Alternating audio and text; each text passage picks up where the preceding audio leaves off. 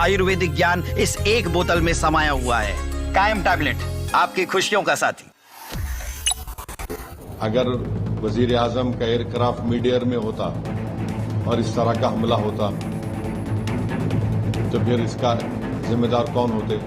कि क्या नेतन्याहू ने उनको ये बताया था कि इजराइल ईरान पर हमला करने वाला है? ईरान पर इजराइल के हमले को लेकर विपक्ष की ओर से प्रधानमंत्री नरेंद्र मोदी पर सवाल दागे जा रहे हैं। इस बीच अब एआईएमआईएम के चीफ असदुद्दीन ओवैसी ने भी इजराइल की ओर से हमले को लेकर भारत को जानकारी देने को लेकर प्रधानमंत्री मोदी पर सवाल उठा दिए। ओवैसी का हमले के दौरान पीएम मोदी के एयरक्राफ्ट के आसमान में होने और पीएम मोदी के दौरे को लेकर भी सवाल उठाया गया। असदुद्दीन ओवैसी ने इजराइल की ओर से ईरान के खिलाफ प्रिवेंटिव मिसाइल हमला करने पर कहा, अगर प्रधानमंत्री का एयरक्राफ्ट हवा में होता और ऐसा हमला होता तो कौन जिम्मेदार होता? पीएम को देश को बताना चाहिए कि क्या नेतन्याहू ने उन्हें बताया था कि इजराइल ईरान पर हमला करने वाला है? अगर उन्होंने ऐसा किया था तो प्रधानमंत्री को तुरंत अपना दौरा खत्म करके देश लौट जाना चाहिए था। ओवैसी ने कहा कि अगर इजराइल ने हमें ये नहीं बताया कि वो अमेरिका के साथ मिलकर ईरान पर हमला कर रहा है तो इजराइल ने भी हमें धोखा दिया है। उन्होंने प्रधानमंत्री के दौरे का इस्तेमाल ईरान पर हमला करने और गाजा में फलस्तीनियों के खिलाफ किए गए नरसंहार को छिपाने के लिए किया। इससे यह संदेश जाएगा कि भारत इजराइल के साथ है और ईरान के साथ नहीं। इस हमले से भारत को आखिर क्या हासिल हो रहा है?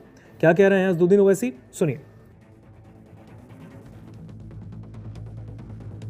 इजराइल का दौरा करने के लिए अगर वजीर आजम का एयरक्राफ्ट मिड एयर में होता और इस तरह का हमला होता तो फिर इसका जिम्मेदार कौन होते?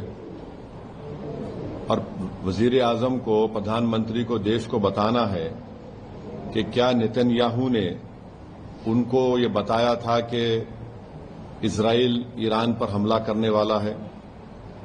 और अगर बताया था तो फिर वजीर आजम को चाहिए था कि वो फौरन, प्रधानमंत्री को चाहिए था कि फौरन अपना इजराइल का दौरा खत्म करके देश को वापस आते।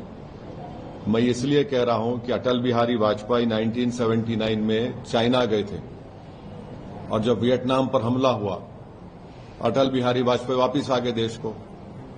और अगर इजराइल ने नहीं बताया कि वो यूएस के साथ मिलकर ईरान पर हमला कर रहा है तो फिर ये तो इजराइल ने हमको धोखा दिया। देश के 133 करोड़ जनता को इजराइल ने भारत की धोखा दिया है, बिट्रे किया है।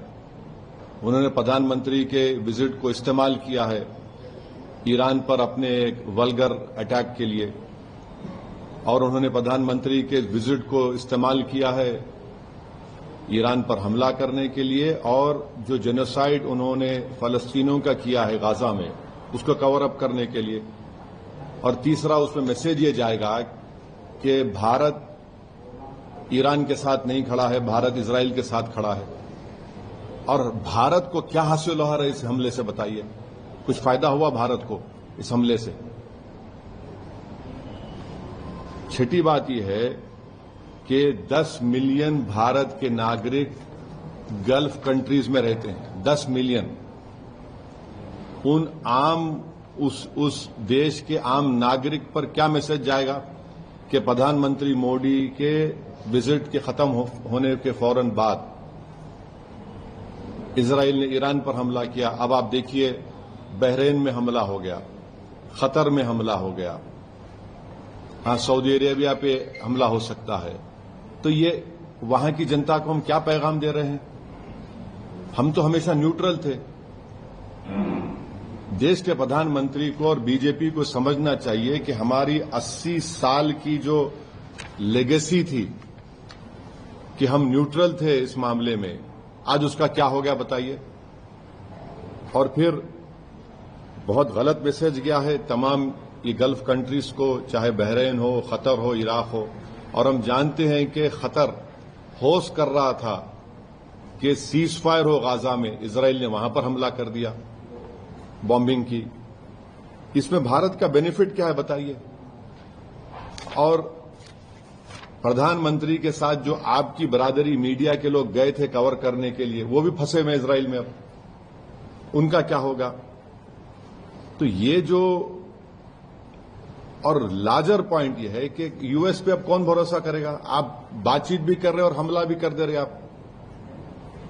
तो ये सवालात हैं जिससे देश के प्रधानमंत्री को, बरसर इख्तियार जमात को, बीजेपी को इसका जवाब देना पड़ेगा। और बड़ी अफसोस की बात है कि प्रधानमंत्री इजराइल को चले गए, फिर उनको वहां पर उनकी नेसेट में, पार्लियामेंट में एक अवार्ड भी दे दिया गया, और प्रधानमंत्री के वजीर आजम की मौजूदगी में वहां के अपोजिशन ने वॉकआउट भी कर दिया। इजराइल ने नरेंद्र मोदी के इस विजिट को इस्तेमाल किया हमला करने के लिए और दुनिया को बताने के लिए कि भारत उनके साथ खड़ा हुआ है, बल्कि ये बेट्रेयल है। हम पूछना चाह रहे हैं बीजेपी और देश के प्रधानमंत्री और उनके सरकार से कि क्या नेतन्याहू ने हमको बताया था प्रधानमंत्री को? अगर बताया तो प्रधानमंत्री को निकल के आ जाना चाहिए, जिस तरह वाजपेयी ने किया था 79 में। और अगर नहीं बताया तो फिर इजराइल ने इस्तेमाल किया हम लोगों को। ये बड़ी तकलीफदेह बात है। तो ये मुझे अब तक इसी पर यही कहना है। हम उम्मीद करते हैं कि जो 50,000 अभी भी भारत के नागरिक ईरान में है और 10,000 इजराइल में है, उनको वापस लाया जाए। सिर्फ एडवाइजर इशू कर दिया आप बताइए, प्रधानमंत्री गए हैं वहां, 10,000 अभी भारत के नागरिक इजराइल में है, 50,000 अभी ईरान में है, 10 मिलियन पूरे जीसीसी कंट्रीज में है। किसको नुकसान होगा बताइए इससे? ये हमारे 10 मिलियन भारत के नागरिक अपने गाढ़े खून पसीने की कमाई भारत को भी जाते हैं फॉरेन एक्सचेंज के तौर पर। नेशनल इंटरेस्ट क्या सर्व हमारा बताइए प्रधानमंत्री के जाने के बाद? ये हमारे सवालात हैं। Thank you very much.